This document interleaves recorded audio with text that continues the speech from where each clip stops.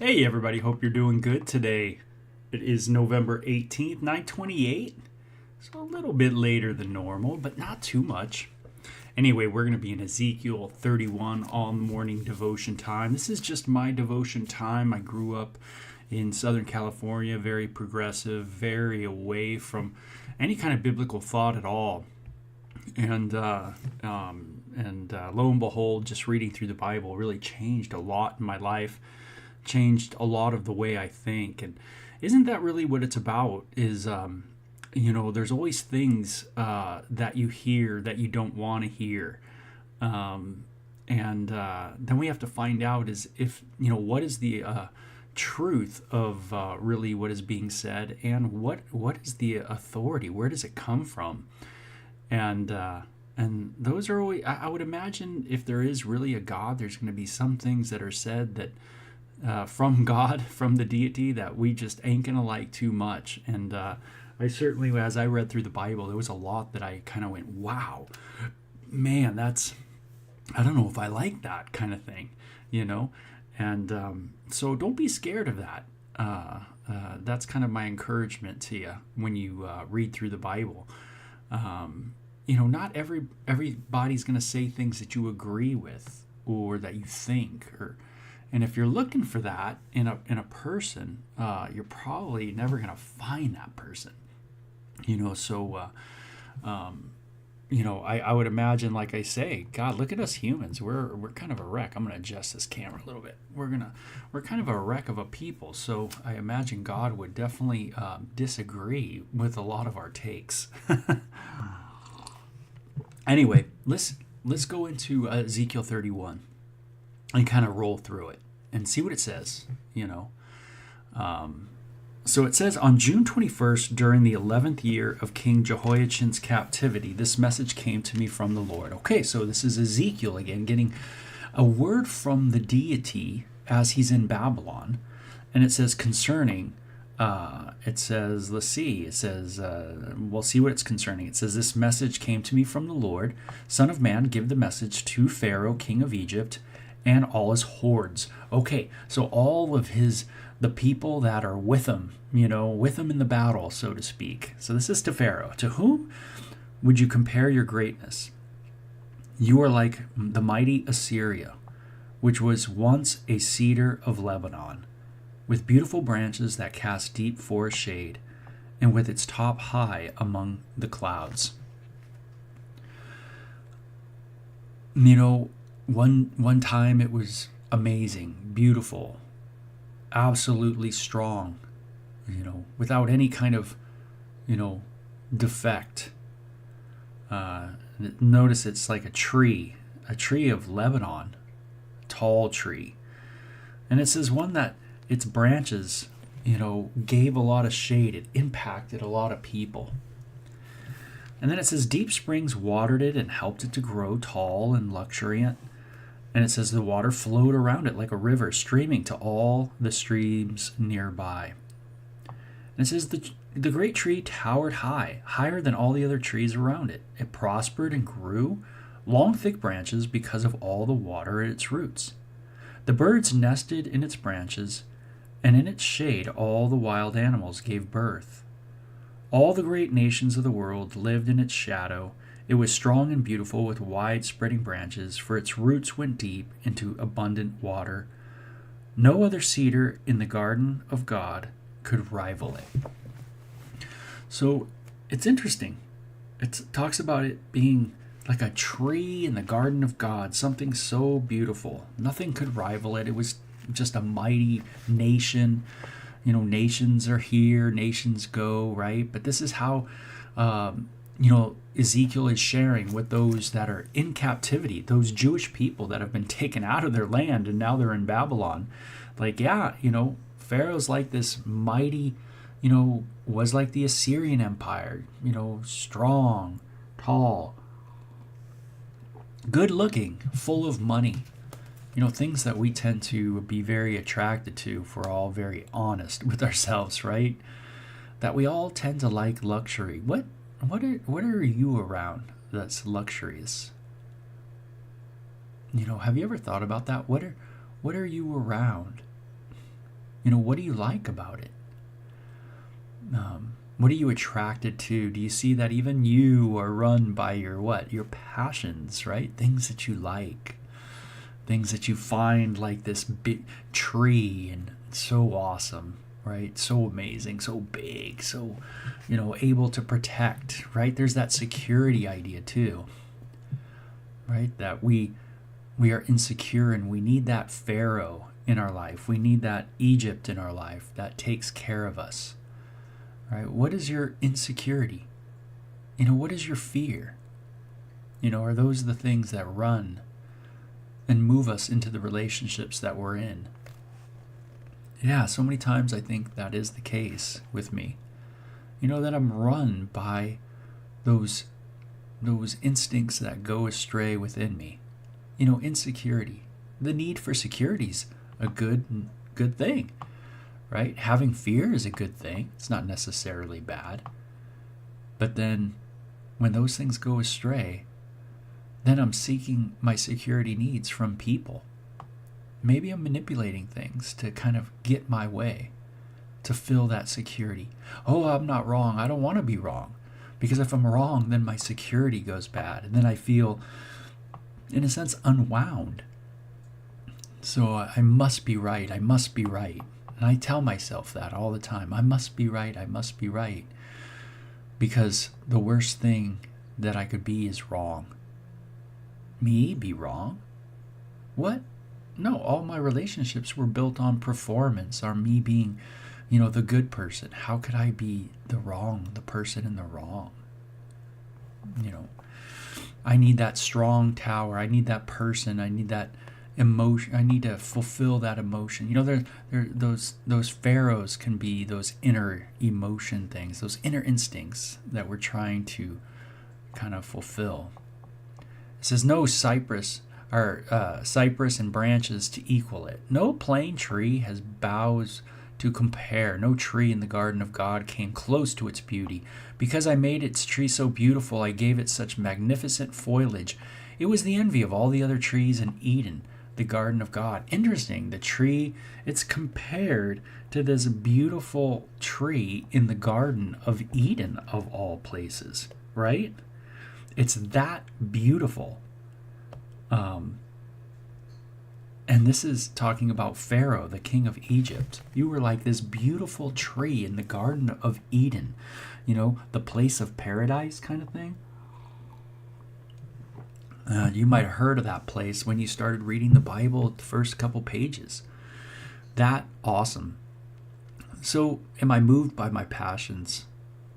What do I find beautiful and amazing that really just feeds the security issues or other things that are kind of moving within me? Am I trusting in the right thing in life? Or have I kind of leaned on something that, cannot hold me up? And maybe it's wrong, and that's, again, a tough thing for us to deal with, is just being wrong. Therefore, this is what the sovereign Lord says: because Egypt became proud and arrogant, and because it is itself is so high above the others, with its top reaching to the clouds, I will hand it over to the mighty nation that will destroy it and its wickedness as his wickedness deserves. I have already discarded it. A foreign army, a terror of the nations, has cut it down and left it fallen on the ground. Its branches are scattered across the mountains and valleys and ravines of the land. All those who lived in its shadow have gone away and left it lying there. So it's gone down. And what was so high is no longer even looked at as so that it's good, right? People just leave it lying there. Oh, it's of no use anymore. It's been cut down to the ground. It's amazing how you can, it's like teenage life, you live it and you live it hard, right? And you're the life of the party, or, but then those people that are life of the party, all of us, they get addicted to something, right? And then they're no longer in control. They're no longer the life of the party. Something's wrong, right? They've been cut down, and now no one wants to be around them. Now they're kind of like, oh, stay away from that person. And that's so sad to see, in our lives. It happens not just with drinking and drugs and things like that, but it can happen in so many different areas, that even when we're, needing that security fix, right? We're needing to fix our fear, and we're latching a hold of people. We can become such a burden, such a bear for people, that just don't want to be around us. It's very difficult for them to be around us. And you got to ask the question, if people don't want to be around you, or people struggle with being around you, then what is it about you that causes them to struggle? That is a legit thing to think about. What is it, about me that someone doesn't want to maybe hang out with me, or someone doesn't want to approach me? And that's tough. But maybe it's because I have, in a sense, am on a wrong pattern myself. Maybe I'm trying to, get something out of people. Maybe I'm that Pharaoh that's, once so the life of the party, I got to still be the life of the party. I still got to be the person. I still have to meet that need, get that fix. So I still got to be someone. I still got to be something. I still got to have that position. And so I'm still going at it. And instead of being that life, I've produced maybe some death. And that's tough. The tough words, right? You were once this, but now you're that. And in a devotion, I don't like to point fingers. You guys know that. I like to look at myself and say, am I like that Pharaoh? And I gotta say, yeah, absolutely. And I can see that in my own life, where you think you're this, and really you're this. You think you're there, you're up here, but you're really like that. Not seeing myself properly. That's a tough one, right? Not seeing myself properly. This is what the Sovereign Lord says: when Assyria went down to the grave, I made the deep springs mourn. I stopped its rivers and dried up its abundant water. I clothed Lebanon in black and caused the trees of the field to wilt. I made the nation shake with fear at the sound of its fall, for I sent it down to the grave with all of the others who descended to the pit. And all the other proud trees of Eden, the most beautiful and the best of Lebanon, the ones whose roots went deep into the water, took comfort to find it there with them in the depths of the earth. Its allies, too, were all destroyed and had passed away. They had gone down to the grave, all those nations that had lived in its shade. O Egypt, to which of the trees of Eden will you compare your strength and glory? You too will be brought down to the depths of all of these other nations. You will lie there among the outcast, you who have died by the sword. This will be the fate of Pharaoh and all his hordes. I, the Sovereign Lord, have spoken. Okay, so how literal is this of Eden and being, the trees of Eden, and the beauty of Eden, the garden of God being like, Pharaoh? Well, it obviously is kind of like a song or a poem, So there's some really wonderful kind of ways of poetry, of kind of this idea is using metaphor, using analogies, similes, different things, different ways of writing, tools, techniques, right, to get things across. So I'm not sure how literal this all is, as much as it's driving, obviously the main point of the song or the poem is what? It's the idea of, Pharaoh, you were once this, but you and all the crew are going to be humbled. And this is the theme, and this is why when Jesus spoke, people got mad at Jesus. Now, people love Jesus, don't get me wrong. There was a lot of people that very attracted to Jesus because of his grace and mercy and meekness. But the religious high ups, those officials, those people who had it together, they really struggled with him, because Jesus would say phrases that would be exactly what these passages are talking about. Jesus would just say them like in a moment. He would just say things like, he who exalts himself will be humbled, right? And everybody who is humbled will be exalted. And so those kind of phrases that Jesus says, which are a lot of them, are very much in step with the God of the Old Testament using these prophets to say this exact same thing, the exact same theme. Pharaoh, you were once there and you walked so proudly, but you didn't remember who you are. Now, this makes sense to me. When I go to church, there's things I have to listen to. Or I don't have to. I guess I could walk out. But when I'm listening to the pastor teach, there's things that I know I might disagree with. But is there going to be a humility within me to think maybe I'm the one who's wrong? Just maybe I got it wrong. And maybe I need to look into the Bible, and maybe this is right.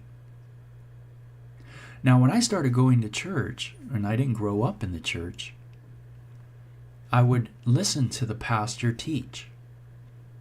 And he would teach the Bible, and he would teach what it's saying and the principles of it, and he would teach about what's the right thing to do, what's the wrong thing to do, and in doing that, there were certain right and wrong things to do that I didn't agree with. But then there's the question that I might need to think about.